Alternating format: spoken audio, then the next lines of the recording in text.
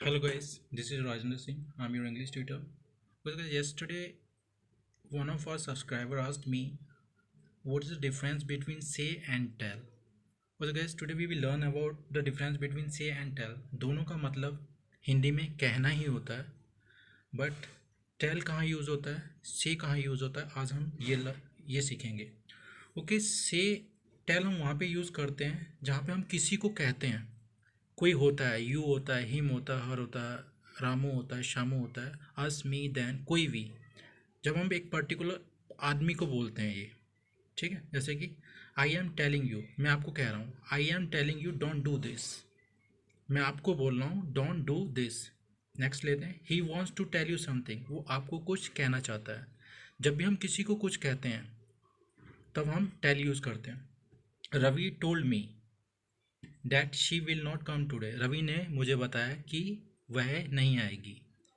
Fourth देखते हैं example. Mohan told me that he is going to market, Mohan ने मुझे बताया कि वह मार्केट जा रहा है. से हम कहाँ यूज़ करते हैं, कह, इसमें भी कहना ही यूज़ होता है, मगर इसमें किसे कह रहे हैं ये क्लियर नहीं होता है.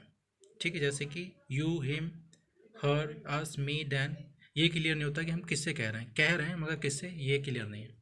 आई एम सेइंग, मैं कह रहा हूँ डोंट डू दिस, ये मत करो.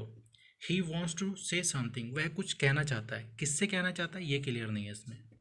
Ravi said that she will not come today, Ravi ने कहा कि वह नहीं आएगी आज.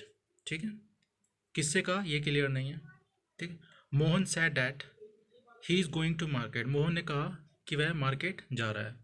तो जब हम किसी से कहते हैं, किसी से किसी का नाम लेके या किसी ऑब्जेक्टिव प्रोनाउंस यूज़ करके, जैसे कि you, him, her, us, me, then, तो हम टेल यूज़ करेंगे. अगर खाली कहेंगे मगर ये क्लियर नहीं हो किससे कहना है तो हम से यूज़ करेंगे. ओके, सो बस इतना ही इसका यूज़ है. Okay, so guys, this is enough for today. See you soon in a next video. Till then, stay safe, stay healthy.